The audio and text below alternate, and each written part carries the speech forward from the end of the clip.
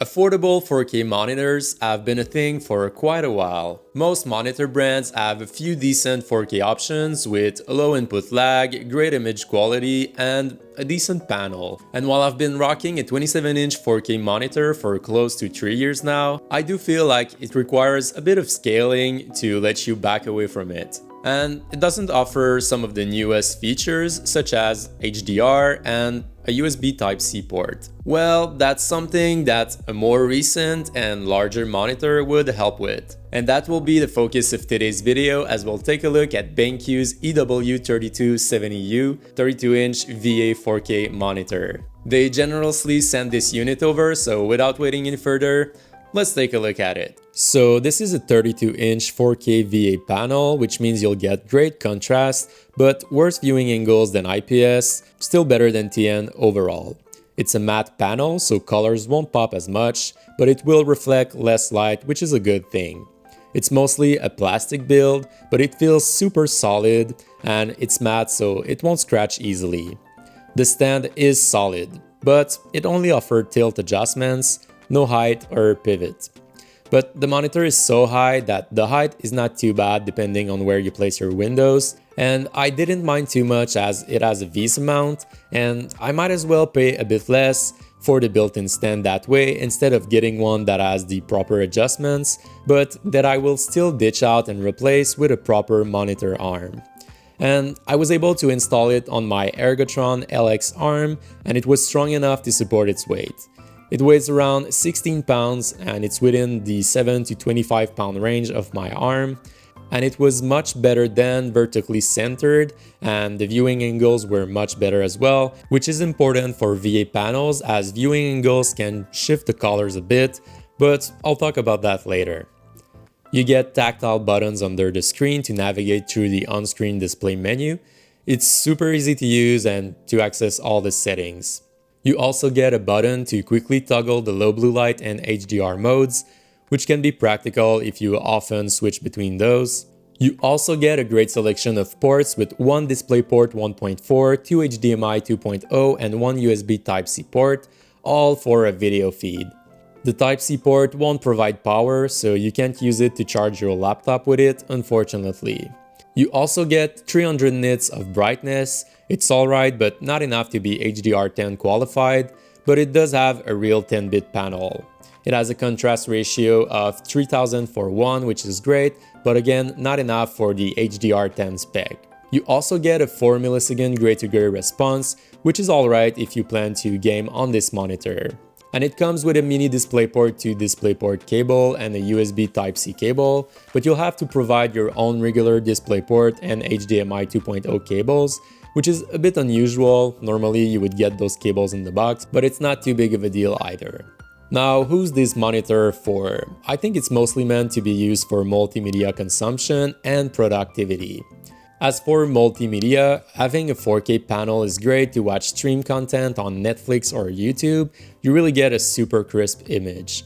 It also supports HDR, and there's more and more content available in that format, which results in a better dynamic range. The VA panel provides better contrast levels than IPS and better color reproduction than TN panels too, resulting in a really good looking image. Blacks are super deep, which is great. It would be great for gaming too, as it supports AMD FreeSync for variable refresh rates on AMD GPUs. The colors are amazing, especially with games that support HDR colors, but this monitor has a really large resolution and only a 60Hz refresh rate, so gamers might want to go with a lower resolution and a higher refresh rate to reduce the load on their GPUs but still have a super fluid motion. And it would be great for consoles too, as it has two HDMI 2.0 ports. Now, as for productivity, the low blue light mode is really nice to reduce eye strain for long sessions. It will make everything look yellow, but some might prefer that over the eye fatigue. And it's large enough to not scale too much. You get a lot of screen real estate that might prevent you from needing a second monitor. And it has a pretty high PPI too, which will result in sharp fonts, and it's super nice for work-related stuff. And the high contrast it has, especially with dark backgrounds, makes the text pops out and it's super easy to read. Now that panel seems really amazing, but what are the cons? As I mentioned earlier, the panel type is VA, so contrast will be better than TN and IPS, but the color reproduction won't be as great as IPS, and the response time, this one being 4 milliseconds, will be generally in between IPS and TN2. However, the viewing angles will be the worst of the bunch. If you're too close, you will start to see the corners of the screen washing out a bit. It's a bit weird at first if you're used to an IPS display, as these are really great on that part, but it's not too bad after some time. At a normal distance, it's not really noticeable.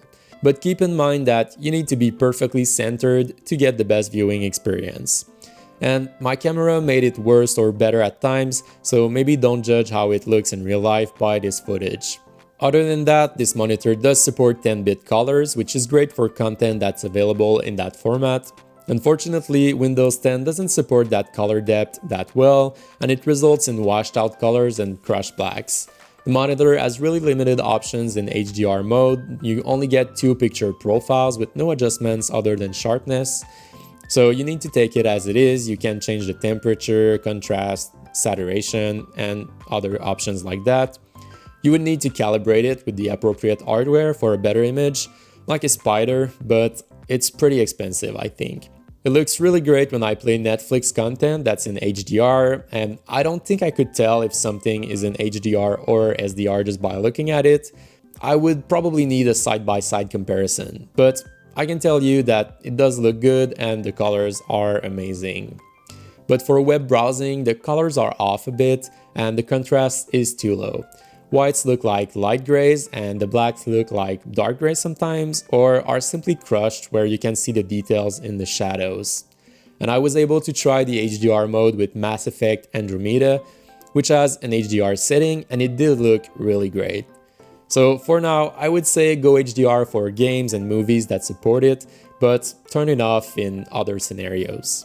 So it wouldn't be my first choice for content creation. It does a lot of things right, but I would personally go with an IPS panel for better color reproduction and viewing angles that won't shift the colors when you're not dead center. And without proper calibration, the HDR mode doesn't get accurate colors in Windows either. It wouldn't be bad overall, and you do get better contrast in general, but I would still recommend an IPS panel over this one for this particular case. Now, about that size, scaling, and pixel density, the 4K resolution is not too bad at 32 inches. I still use a 125% scaling, where I would use a 150% scaling on my 27-inch 4K display. Still, it's not too bad and the pixel density is still enjoyable. It is noticeably lower when you have them side by side, and at a certain distance I can start to see the individual pixels on the 32-inch display, while I still can perceive them on the 27-inch, but it's within reasonable ranges. I like both sizes, and I still have 27-inchers at work that I love, so it's mainly a preference thing. You either sacrifice a bit of screen real estate for pixel density or vice versa. And finally, this monitor also has something they call Brightness Intelligence Plus, which adjusts the brightness of the display to match the already available light in your room. All of that is made possible using the light sensor just under the logo. It's a really nice feature to reduce eye fatigue, and it seems to work well without having it fiddling around and switching from one setting to another back to back. So in conclusion, would I recommend this monitor? I think it's great. The size and resolution are amazing, and you can really get some nice colors out of this monitor. If you consume a lot of content and want to game at higher resolutions, this is definitely a great option for your needs. Games at 4K and HDR were stunning, and same thing for Netflix shows that support the HDR spec. On the other hand, if you want to use it for content creation, a bit like I do as a YouTuber, then I would maybe go with an IPS panel instead. I would keep everything else as it is because it's an amazing monitor, and you would lose a bit of contrast, but You would get better color reproduction and better viewing angles. And I do think that the low blue light and brightness intelligence features are great perks for long work sessions, and the contrast ratio makes this monitor a great option for developers as text really pops out and it looks great. So that's my take on it. Let me know down below if that's a monitor you would get for yourself. So hope you guys enjoyed. Make sure you like the video if you did, and if you didn't, just let me know why in the comments below. Otherwise, don't forget to subscribe if you still haven't already, as I'll see you in the next video.